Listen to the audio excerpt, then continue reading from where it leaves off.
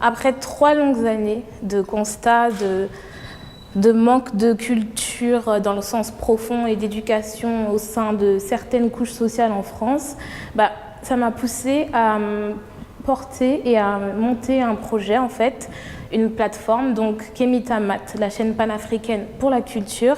J'ai toujours dit que c'est une télévision participative, dans le sens où le contenu, il est aussi, le public est aussi créateur et acteur du contenu.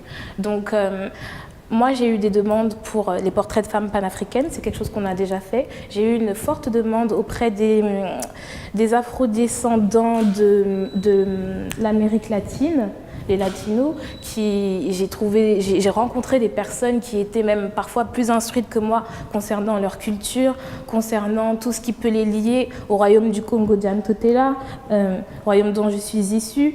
Et justement, donc déjà, il y avait déjà une idée de se rapprocher du continent des latinos et de faire déjà une espèce de synergie et comment expliquer, de faire déjà des émissions qui expliqueraient les liens et nos liens avec ces gens-là, justement, au niveau de la langue, au niveau de la culture. À 20 ans, je monte mon association, Association France-Congo Multimédia, qui avait pour but de faire du multimédia une démarche mieux intégrée à travers tous les bénéfices et les métiers. Et on avait justement pour but de former les jeunes de Montreuil à l'époque, parce que je suis élue, parce qu'avant j'étais dans cette ville-là, j'habitais là-bas, avant d'habiter sur Paris.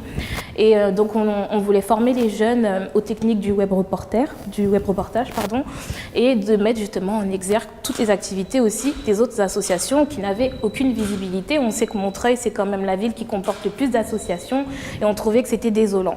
Donc j'avais entamé quelque chose dans ce sens-là. Bon, après, je suis toujours sous mandat, naturellement, mais je suis partie sur Kemita. Aujourd'hui, c'est beaucoup plus concret.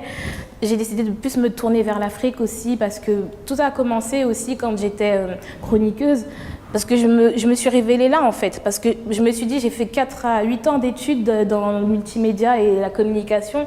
Et finalement, personne ne veut de moi pour m'embaucher.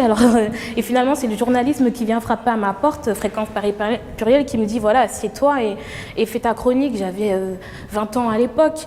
Et j'étais un peu intimidée, etc. Mais je l'ai fait, parce que bon, à 20 ans, on a envie de bouffer le monde. Donc forcément... Et puis c'était une expérience où vraiment mes écrits suscitaient toute l'admiration de mon équipe. Je me suis révélée comme ça et j'ai décidé vraiment de me dévouer à mon continent, parce que étant issue de parents divorcés, du temps où mon père était là, il avait vraiment engendré sur moi et ma fratrie un travail de restitution du patrimoine historio-culturel qui était vraiment très ancré. Mais au divorce, ma mère, elle a préféré vraiment nous pousser à fond dans le côté très très intégré, etc. Et on a perdu notre côté africain. On a perdu tout ça. Et au bout d'un moment, voilà, quand je vous voyais justement que je trouve pas de travail et tout, je me cherche, et finalement c'est tout le temps la recherche, l'écriture, beaucoup de recherche, c'est comme ça que j'en suis arrivée là. Donc maintenant, effectivement, je me dévoue à mon peuple et à mon continent.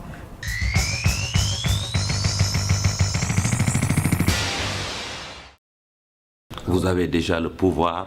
Waouh, waouh, waouh. Vous avez encore des initiatives. Bon, suivez.